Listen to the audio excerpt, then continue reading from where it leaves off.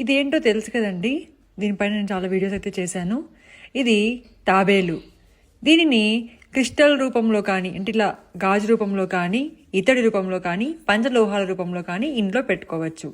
చాలా మంచిది. కానీ చాలామంది తెలియక ఒక చిన్న తప్పు చేస్తున్నారు. దానివల్ల లక్ష్మీదేవి రావడం కాకపోతే కానీ వెళ్ళిపోతుంది, అంటే నష్టం అనేది ఏర్పడుతుంది. ఎందుకు అనేది కూడా ఇప్పుడు చెప్తాను.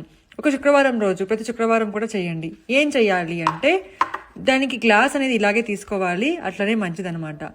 ఈ కూర్మావతారం అంటే విష్ణుమూర్తి కాబట్టి ఈ తాబేలు చాలా విశేషమైనది. ఎలా చేయాలి ఈ పూజని? ఫస్ట్గా ఒక గ్లాస్ నీళ్ళు తీసుకోండి, దాంట్లో కాయిన్స్ ఉంచండి. ఎందుకు అంటే ఈ కూర్మము లక్ష్మీదేవి, ఇప్పుడు లక్ష్మీదేవి రెండు కలిపి మనం ఇక్కడ పెట్టాలన్నమాట. ఇంట్లోకి వచ్చేటట్టుగా నార్త్ ఫేస్లో పెట్టాలన్నమాట. ఇది మీరు ఎంట్రన్స్లో అయినా పెట్టచ్చు, ఎక్కడైనా పెట్టవచ్చు. ఎంట్రన్స్కి ఇంట్లోకి వచ్చేటట్టు ఈ తోక అనేది, తోక భాగము వెనక్కి ఇలాగే ఉండాలన్నమాట. ఇప్పుడు మా ఇల్లు ఇక్కడ అనుకోండి, ఇంట్లోకి ఇలా వచ్చేటట్టు పెట్టాలి.